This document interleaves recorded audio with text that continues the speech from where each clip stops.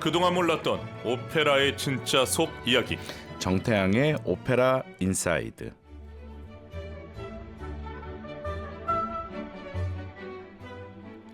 피아니스트 정태양 선생님 출연하셨습니다. 안녕하십니까? 네, 여러분 안녕하세요. 피아니스트 정태양입니다. 한 주 동안 어떻게 지냈습니까?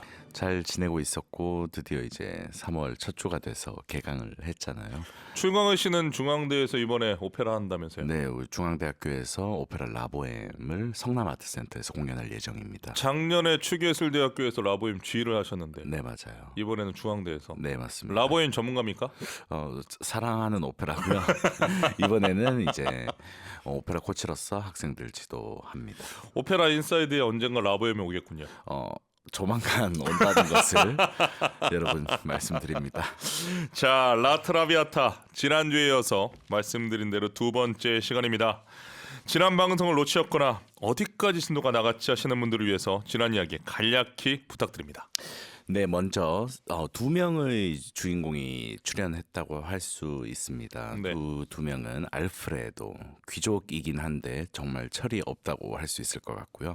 그리고 비올레타, 여주인공입니다. 화려한 사교계의 중심이자 지성까지 갖춘 인물입니다. 이 알프레도는 비올레타를 오래전부터 사랑하고 있었는데요. 파티장에서 비올레타를 보고 다시 한번 고백을 하게 됩니다. 하지만 비올레타는 나는 그렇게 갇혀서 한 사람을 사랑할 자신이 없다. 나는 자유롭게 살겠다라고 선언과 같은 노래를 부르게 되고요.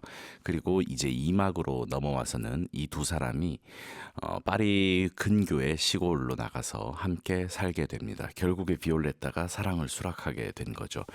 그런데 막상 같이 살고 보니까 이 알프레도에게 경제적인 능력이 하나도 없었던 거예요.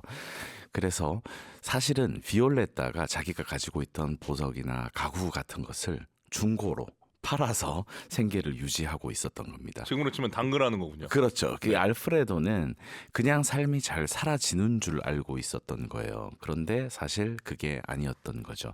알프레도는 가계부를 그러니까 가계 상황을 알게 된 후에 화가 나서 스스로에게 일단 화가 났던 거겠죠. 그래서 집을 뛰쳐나가게 되고 예비 시아버지 그러니까 알프레도의 아버지가 비올레타를 찾아와서 내 아들과 헤어져라라고 종용을 하는 그런 장면이었습니다.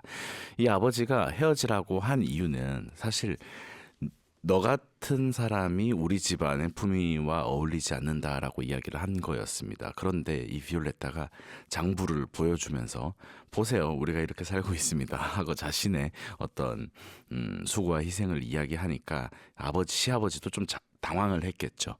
그런데 이 예비 시아버지는 우리 집안에 딸이 또 하나 있는데 너랑 내 아들이랑 만난다는 이 소문 때문에 아무도 내 딸과 결혼하려고 하지 않는다라는 이야기를 하면서 이 비올레타는 결국에 그 집안을 위해서 또 알프레도라는 남자를 위해서 떠나는 결정을 하게 됩니다. 제가 지난주에 태영 선생님하고 트라비아타를 다시 한번 네. 이렇게 쓱 보면서 생각이 나가지고 네. 제 인별에다가 네. 소프라노 박미자 교수님과 네. 이 제르몽 제가 부른 아리아를 올리면서 생각을 좀 적어봤어요. 예. 아무리 생각해도 제가 물론 맡은 역이 제르몽이지만 네. 너무 별로인 거예요. 왜 어떤 점이 별로셨어요? 아니 자기 아들은 네. 지금 돈을 못 벌어서 네. 국내에서 돈을 못 벌어서 외국 네. 가서 지금 하고 네. 있는 거 아닙니까? 네. 솔직히 얘기하면 불법 외국인 노동자인 거예요. 자기 아들은. 네. 그런데 귀족이란 이유로 네. 남의 집 귀한 딸에다가 네. 가가지고 네. 내 아들이랑 헤어져라고 얘기하는 게 너무 뭐랄까 별로더라고. 그렇죠. 예. 그래서 이 제르몽 이 시아버지 역할은 가장 부성애가 있는 아버지임과 동시에 가장 잔인한 사람으로 묘사되곤 합니다. 그런데 뭔가 막 우아하게 얘기하려는 그런 모든 애티튜드가 그렇죠. 이 귀족이기 때문에 사용하는 말들이나 이런 행동들이 전부 다 우아하죠. 그래서 한번 저도 되돌아볼 수 있어서 좋은 시간이었습니다. 자, 오늘 2부 기대가 되는데요. 자, 이제 무대에선 다시 화려한 파티가 펼쳐집니다. 집시들도 나오고요. 투사도 나옵니다. 이 트라비아타 전체에서 아마 무대 연출에 가장 힘을 준 부분이 아닐까 생각되는데요. 네, 맞습니다. 2막의 2장이라고 할 수 있는데 네. 여기는 바로 비올레타의 친구인 플로라의 연회장입니다. 그러니까 다시 파티를 열어서 성대하게 이제 열렸는데 이때 대규모 합창단을 사용해서 집시 무리 그리고 투사 무리의 합창을 사용하게 됩니다. 그 당시에 오페라에는 항상 합창단이 있었어요. 여러분 오페라라고 생각하면 춤도 나오고 또 솔리스트들의 노래뿐만 아니라 거대한 합창단이 나온다고 예상을 하실 텐데 물론 안 그런 오페라도 존재합니다만 이 라트라비아타에도 베르디는 어김없이 사용을 하고 있어서 의상도 정말 화려하고 또 여성 합창, 남성 합창으로 나눠서 다양한 재미를 느끼실 수 있는 부분입니다. 이 연출가의 연출을 보기 위해서 바로 이 장면 그 어떻게 연출하나 티켓님에서 보는 사람들이 꽤 되더라고요. 아 정말요? 예. 그러니까 음악을 보러 가는 사람 외에 네네네. 미술, 네. 연출을 보러 그렇죠. 가는 분들도 아. 점차 늘어나는 걸 전 느낍니다. 왜냐하면 예. 지금까지는 시골집에서 2막 1장이 이어졌잖아요. 그러니까 2막 2장에서 이 파티장의 화려한 분위기로 뭔가 환기를 시켜준다고도 할 수 있을 것 같습니다. 네. 자, 이 파티장에서 비올레타와 알프레도의 재회가 이루어집니다. 비올레타가 듀폴 남작의 팔짱을 끼고 등장하자 알프레도는 질투와 복수심에 불타오르는데요. 여기서 명대사가 나오지 않습니까? 네, 알프레도와 남작 사이에서 카드 게임이 벌어집니다. 돈을 다 잃게 되는 남작이고요. 그리고 알프레도가 비올레타에게 정말로 그 남자를 사랑하느냐라고 묻게 됩니다. 그 순간 비올레타는 마음은 아니지만 거짓으로 네, 그 남자를 사랑합니다. 이렇게 이야기를 하게 되거든요. 그 순간 이 알프레도가 비올레타에게 정말 이 현금, 돈 다발을 막 비올레타 얼굴에 던지게 됩니다. 물론 연출마다 조금씩 다르긴 하지만요. 그래서 너에게 진 빚은 이것으로 모두 다 갚았다라고 하면서 모든 사람을 불러 모아가지고 이 여자가 한 짓을 보세요. 이 여자가 얼마나 부정한 사람입니까? 하면서 이야기를 하게 돼요. 그런데 있던 사람들은 사실 이 귀족 남자라고 하면 우리가 신사라고 하잖아요. 이 신사가 절대로 할 수 없는 행동인 거죠. 근데 공개적으로 한 여인을 그렇게 모독을 했으니 그런데 이때 마침 알프레도의 아버지 제르몽이 나와서 그 장면을 보고 네가 내 아들이 맞느냐 하면서 아들을 꾸짖게 됩니다. 아주 연출적으로도 극적인 장면에 속하는데요. 비올레타의 진심도 모르고 비수를 꽂아버리는 알프레도. 이 청년을 어찌하면 좋겠습니까? 라트라비아타에서 갈등이 극한으로 치닫는 이 장면 들어보시겠습니다. 오니스 아베르탈 뺍니다. 이 여자는 자신을 위해 모든 것을 썼어. 디스프레쩌 덴뇨 세스트레스토레네. 자신을 멸시받게 만드는 자. 바로 이 장면입니다. 테너 로베르토 알라냐와 출연자들 리카르도 무티가 지휘하는 라스칼라 극장 오케스트라와 합창단이 함께합니다. 베르디 오페라 라트라비아타 2막 중 알베르토가 카드 게임에서 딴 돈을 비올레타에게 던지는 장면. 테너 로베르토 알라냐와 출연자들 리카르도 무티가 지휘하는 라스칼라 극장 오케스트라 합창단의 연주로 들어봤습니다. 이렇게 생각하시는 분들도 있을 것 같습니다. 오페라는 굉장히 고상한 줄 알았는데 이렇게 통속적이라니. 이거는 엄청난 오해인데요. 여러분들 보시는 아침 드라마보다 어떻게 보면 더 극적으로 갈 수도 있습니다. 그렇죠. 여러분 오페라의 스펙트럼은 굉장히 넓습니다. 그래서 지난 시간에 말씀드린 것처럼 신화나 성경 속의 이야기도 있지만 정말 지금 우리 옆집에서 일어나는 일과 같은 그런 사건들도 많이 다루고 있거든요. 그런데 그렇기 때문에 뭐 오해라든지 또는 뭐 질투, 사기 또는 사랑, 뭐 우정 이 여러 가지 요소들을 다루고 있습니다. 하지만 이 오페라가 다른 게 하나 있다면요. 제가 생각하는 특히 오늘 들려드리는 오페라가 이탈리아 오페라이기 때문에 이 말의 표현이 조금 다른 것 같아요. 그러니까 우리가 언어를 사용할 때 우리가 만약에 아침 드라마에서 쓸 수 있는 말을 쓰는 게 아니라 이탈리아 오페라에서는 이거는 저의 정의는 아니지만 말씀드리자면 영혼의 시적인 표현이다 이렇게 이야기할 수 있을 것 같아요. 그래서 같은 말을 하더라도 시적인 표현들을 사용하는 거죠. 그렇기 때문에 대본을 봤을 때 어려움을 느끼는 분들이 많은 것 같아요. 네, 아주 멋진 말씀 해주셨는데요. 그 바로크 시대나 그 전 시대 오페라는 네, 어떻게 보면 신의 영역, 그러니까 이 수직적인 부분을 네, 다뤘잖아요. 네, 그런데 이 라트라비아타만 보더라도 네. 수평적인 네. 인간의 스토리를 담은 거 아닙니까? 그래서 사실 베르디 또한 라트라비아타 이전에는 정치적인 이야기나 뭐 성경의 이야기도 많이 썼습니다. 그렇지만 그런 다른 무거운 주제들에도 항상 이 오페라는 사랑이 존재하거든요.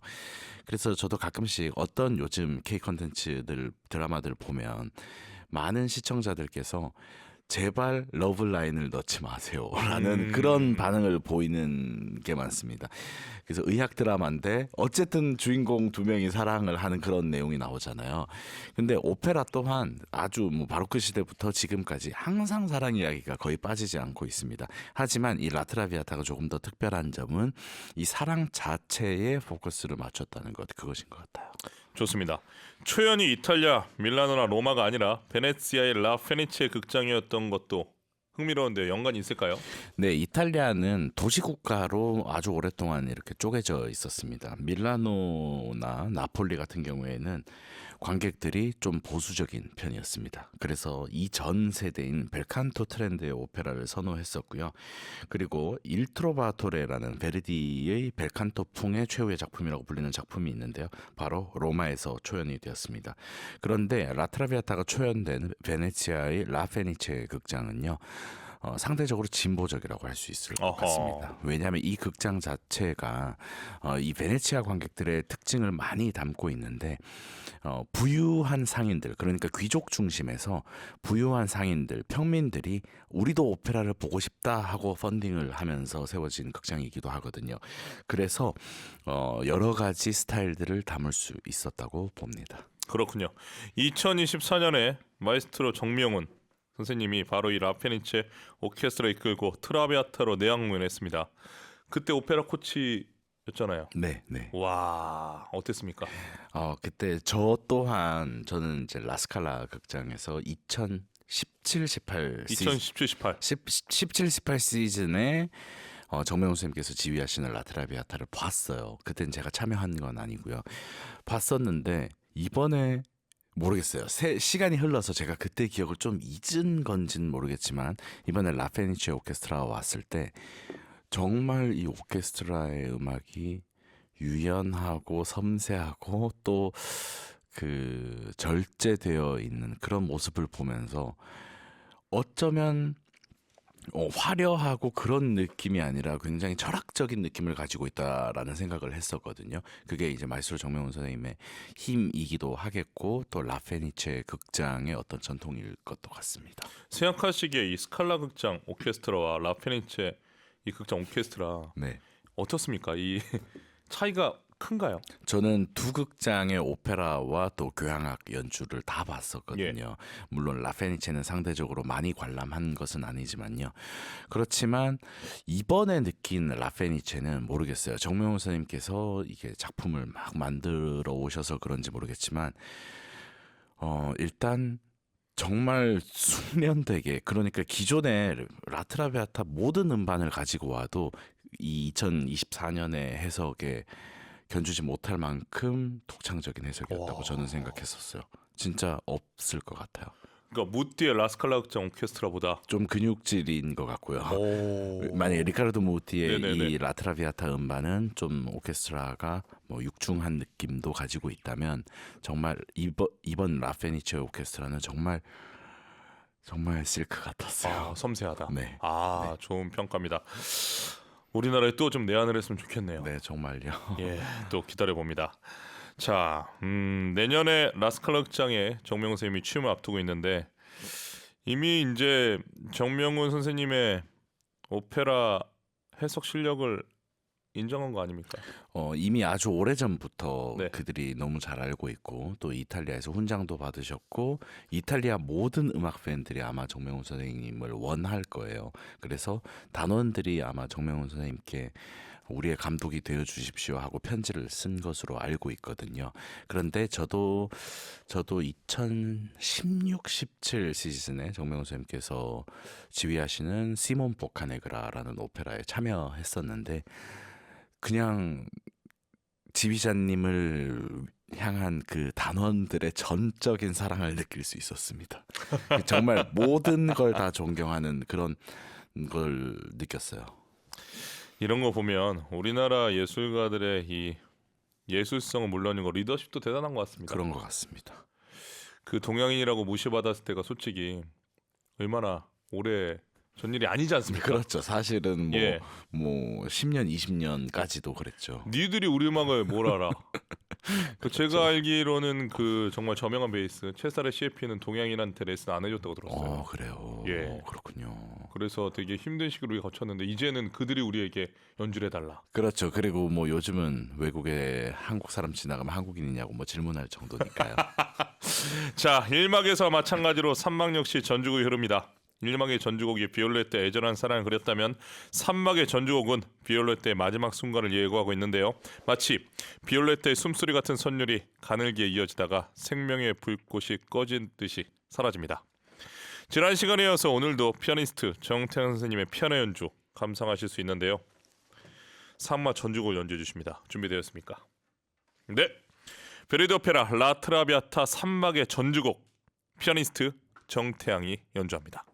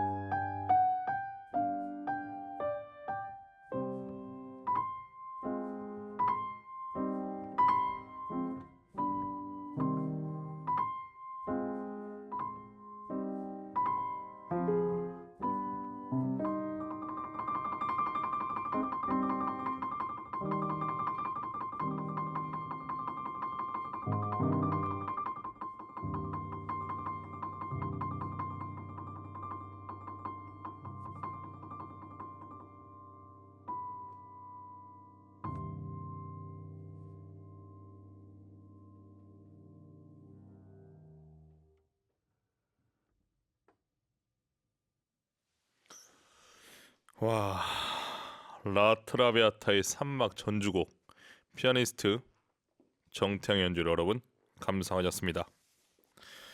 트라비아타의 산막이 이제 올라가는데요. 신영아님 귀요광하네요. 우울한 아침이었는데 위안받아요 보내주셨습니다. 4835님 오페라를 집에서 설명과 함께 듣다니 음악이 저에게 말을 걸어오고 행복해지네요. 오미셀님 솔직히 오페라 공연을 보러 다녔어도 띄엄띄엄 이해를 했는데 두 분의 재미난 해석 감사합니다. 메시지 보내주셔서 고맙습니다. 저희의 이 대화를 통해서 그 다음 극장에 가서 트라비아타를 보셨을 때는 훨씬 더 재미있고 깊이 있게 감상하셨으면 좋겠습니다. 산막의 첫 장면 어떻게 시작됩니까? 파리의 초라한 곳입니다. 병이 깊어진 비올레타가 침대에 누워서 죽음을 기다리고 있습니다. 곁에는 충직한 하녀 안니나 뿐이고요. 의사는 비올레타에게 남은 시간이 얼마 없음을 알리게 됩니다. 이 어쩔 수 없는 선택이겠지만 네, 왜 이 오페라 작곡가들은 네. 여자 주인공을 이렇게 죽입니까? 당시 오페라의 흥행의 법칙인데요. 네. 여주인공이 죽어야지 관객이 운다라는 통념이 있었던 것 같습니다. 남자 주인공 좀 죽이면 안 됩니까? 남자 주인공이 죽던 시기가 또 있었고요. 그리고 하물며 여자들은 오페라 무대에 오르지 못하던 시대도 있었고요. 맞아요. 네. 그래서 요 불과 몇십 년 전, 베르디보다 몇십 년 전만 해도 어떤 오페라를 보면 합창이 계속 남자 합창만 나오거든요. 이거 왜 남자 합창만 나오나 봤더니 그 당시에는 그러니까 주역 가수가 아닌 합창단원으로서 여성이 밤늦게 어딘가에 가서 공연하는 것이 사회적으로 허용이 안 되었기 때문이랍니다. 네. 그리고 조금 시대가 흘러서 어쨌든 이 여주인공 그 프리마돈나를 자꾸 죽이는 이 오페라의 관습은 뭔가 극적인 장면이 오페라에 필요했던 거예요. 그래서 이 여주인공이 뭐 슬픔을 표현하고 결국 쓸쓸하게 죽어가는 모습, 그것이 19세기 오페라의 특징이라고 할 수 있습니다. 알겠습니다. 자, 비올레타는 가장 비극적인 인물로 손꼽히지만 사실 가장 성숙한 인물로도 우리가 생각해 볼 수 있습니다. 알프레도는 물론이고 아까 잠깐 언급했던 네. 제로몽마저도 부끄럽게 만들지 않았습니까? 그렇죠. 떠나는 것, 내가 사라짐으로써 모든 것을 해결하는 것이 이 여인의 어떤 상징이라고 할 수 있을 것 같은데요. 라트라비아타 대본 작업 당시에 베르디가 친구에게 보낸 편지가 있습니다. 1853년이거든요. 네. 다른 사람은 아마도 인습, 시대 혹은 수많은 어리석은 도덕적 회의로 인해 이 작품을 만들지 않겠지. 하지만 나는 오히려 기쁜 마음으로 이 인습들과 싸우게 되는 주제에 마음을 설레면서 이 작품을 만든다네라고 했습니다. 그래서 이 주세페 베르디는 그 당시에 이제 사랑에 대한 많은 사람들의 정의 자체를 뭔가 깨부수려고 했고, 그래서 이 여주인공 비올레타를 이런 인물로 창조했다고 볼 수 있습니다. 이제 자신의 죽음을 예감한 비올레타에게 지난 날들이 주마등처럼 스쳐 지나가는데요. 라트라비아타가 길 잃은 여인이라는 뜻이라고 했는데 비올레타는 이 순간 자신의 인생에 대해서 어떻게 생각했을까요? 이때 비올레타는 사실 힘이 하나도 없습니다. 그래서 지금 몇 시냐를 물어볼 정도였는데요. 밖에서는 이 비올레타의 마음속과 너무나 상반되는 카니발 축제가 열리고 있습니다. 그 소리가 들리는데도 불구하고 이 비올레타는 거울 속에 창백한 자신의 모습을 보면서 운명을 직감합니다. 이때 비올레타가 두 번째 노래를 부르게 되는데요. 바로 아띠오 델 파사도, 지난 날이여 안녕인데 지난 날에 나의 즐거웠던 꿈들에게 고하는 작별 인사입니다. 이 가사를 이야기해 드리자면요. 얼굴에 장미꽃이 이미 창백하게 시들었구나. 길을 잃은 여인의 소망에 미소를 지어주소서. 하나님, 이 여인을 용서하시고 거두어 주소서. 이제 모든 것이 끝났노라라고 이야기를 했습니다. 이 노래는 베르디가 혼자서 피아노를 치면서 작곡을 했다고 해요. 피아노 앞에 앉아 있는 베르디의 모습을 우리가 떠올려 볼 수 있을 텐데 모르겠어요. 많은 분들이 이 곡을 알고 계실지는 잘 모르겠지만 1절, 2절로 되어 있는 이 아리아가 저는 베르디 오페라 중에서 정말 진수를 담고 있는 곡이 아닐까라고 생각을 하고요. 이 노래를 부를 때 이 라스칼라 극장의 객석이 울음바다가 되었다고 합니다. 아, 초연 때 말씀하시는 거죠? 초연의 라페니체 극장뿐만 아니라 라스칼라 극장에서 뭐 마리아 칼라스가 부를 때나 또 티ziana 파브리치니가 부를 때도 마찬가지였던 것 같아요. 감상해 보겠습니다. 테네세 라 프로메사 아띠오 델 파사토 베이손니 리덴티. 약속을 지키셨군요. 안녕. 지난 날의 꿈이요. 비올레타 역에는 소프라노 티치아나 파브리치니, 리카르도 무티가 지휘하는 라스칼라 극장 오케스트라 연주로 보내드립니다. 와, 정말 끔찍하면서 아름답습니다. 아름다운 가슴도 멜로디를 아프고. 가지고 있죠. 이 곡이 스페인에 있는 미뇨에서 그 멜로디가 기인했다는 이야기가 있습니다. 약속을 지키셨군요. 안녕 지난 날의 꿈이요. 비올레타 역의 소프라노 티치아나 파브로비치, 리카르도 몬티가 지휘하는 라스칼라 극장 오케스트라 연주로 감상하셨습니다. 이 장면에서 관객들의 눈물샘을 폭발시키려면 비올레타가 단순히 노래만 잘해서는 안 되는 것 같습니다. 그야말로 연기와 어우러져야 될 텐데요. 네, 좀 짓궂은 질문하겠습니다. 네, 만약에 정태양 선생님이 연출자다. 네. 노래를 잘하는데 연기를 못하는 이 비올레타, 혹은 연기도 너무 잘하는데 노래가 좀 상대적으로 떨어지는 비올레타, 누구를 선택하겠습니까? 아니- 3번은 없습니다. 아니 저는 당연히 노래를 잘하는 소프라노라고 이야기하려고 했거든요. 네. 근데 딱 전제를 주시는 게 제가 연출가라면이라고 하셨잖아요. 아, 그렇구나. 제가 연출가지만 그래도 저는 정태양이니까 노래를 잘하는 소프라노를 모르겠어요. 선택할 것 같아요. 아, 그렇습니까? 네. 어, 모르겠어요. 연출가 안 돼봐서. 그 오디오 시대 때는 100% 그렇게 선택하지 않았습니까? 그렇죠. 근데 요즘에는 오디오 비디오가 어떻게 보면 50-50니까. 그럼요. 요즘은 4K의 시대이잖아요. 그래서 오페라 연기의 뭔가 경향도 많이 바뀌고 있는 것 같아요. 예전에는 전형적으로 막 움직이다가 이런 중요한 아리아 부를 때는 딱 서서 아니면 앉아서 멈춰서 불렀다가 그러다가 또 움직이다가 이렇게 했었다면 요즘은 훨씬 더 리얼리즘을 추구하는 것 같습니다. 그런데 선생님 또 한편으로 이런 생각도 듭니다. 그 뮤지컬이 그렇게 연출의 비중을 더 많이 가져가잖아요. 네, 음악보다는. 네. 근데 우리가 그렇게 따라가야 될까? 우리는 아무래도 네, 더 높은 수준의 네. 가창력을 보여주는 게 오페라가 아닐까. 그렇죠. 제가 생각할 때 이 오페라는 어쨌든 확성 장치 없이 하는 예술이잖아요. 그래서 뮤지컬과는 좀 어떤 차이가 있을 수밖에 없는데 이 성악가를 노래를 어쨌든 잘 할 수 있도록 주는 연출이 중요한 것 같습니다. 알겠습니다. 자, 오페라도 고전 그대로 재현하는 정통적인 연출도 많이 있지만 지금 말씀드린 것처럼 현대적으로 재해석한 새로운 무대도 많이 올려지고 있습니다. 이 트라비아타도 그런 무대에 많이 올라오고 있죠. 그럼요. 그래서 어쨌든 파티가 있잖아요. 실제로 제가 작년에 했던 프로덕션에서는 아까 전에 이막의 그 파티 장면이 카지노에서 일어나는 걸로 바뀌었었고요. 그리고 잘츠부르크 페스티벌은 정말 미니멀리즘을 추구해서 무대에 시계 하나 그리고 붉은 소파밖에 없는 그런 프로덕션도 있었고요. 그리고 파리 국립 오페라에서는 이 비올레타를 요즘에 인플루언서로 설정을 해서 무대 위 전광판에 SNS 해시태그 은행 잔고가 흐릅니다.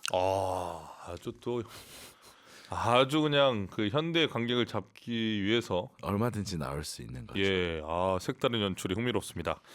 자, 개인적으로는 어떤 트라비아타가 인상적이었습니까? 얼마나 많은 트라비아타를 보셨습니까? 저는 이 실제로 네. 지금 저희가 음악으로 들려드리고 있는 이 리카르도 무티 버전의 이 연출의 오페라를 봤었어요. 라스칼라 극장에서.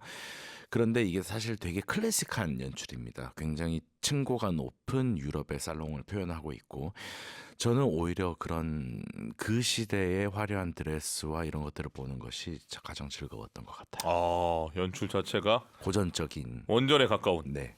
알겠습니다. 추천하고 싶은 트라비아타 명반 어떤 음반일까요? 사실 오늘 티ziana 파브리치니가 비올레타로 노래한 음반 들려드렸지만 또 하나의 명반은 바로 마리아 칼라스라고 할 수 있을 것 같습니다. 그래서 여러분들 마리아 칼라스의 비올레타를 꼭 들어보시기를 추천드립니다. 마리아 칼라스. 네. 아, 마리아 칼라스 비올레타는 또 엄청난 찬사를 받지만 비판하는 분들도 많잖아요. 뭐 그런 분들도 많을 예. 것 같아요. 왜 그렇죠? 아, 또 오늘 태영사님이 마리아 칼라스의 이 비올레타를 추천해 주셨기 때문에 저도 집에 가서 음반을 좀 찾아보도록 하겠습니다. 자, 오늘 끝곡으로 준비했는데요. 오페라 극장 객석에 앉아 트라베아타의 공연뿐만 아니라 연출가의 시각, 또 음악 코치의 시각까지 동시에 볼 수 있는 그런 시간이 아니었나 싶습니다. 다음 주도 기대하겠습니다. 오페라인스의 다음 주는 어떤 작품입니까? 다음 주는 바로 자코모 푸치니 오페라 라보엠입니다. 아, 제가 아까 맞췄군요. 네네네. 알겠습니다. 자, 끝곡은 베르디 오페라 오늘 소개한 아트라비아트 중 파리지오 까라 너레스레모인데요. 파리를 떠나서 사랑하는 이여 테너 로베르토 알라냐와 소프라노 티치아나 파브리치 리카르도 무티가 주연하는 작품으로 준비를 했습니다. 자, 오페라 인사이드 다음 주도 기대하겠습니다. 네, 알겠습니다. 여러분 건강하시고 행복한 하루 보내세요. 한 주 동안 잘 지내세요. 네, 감사합니다.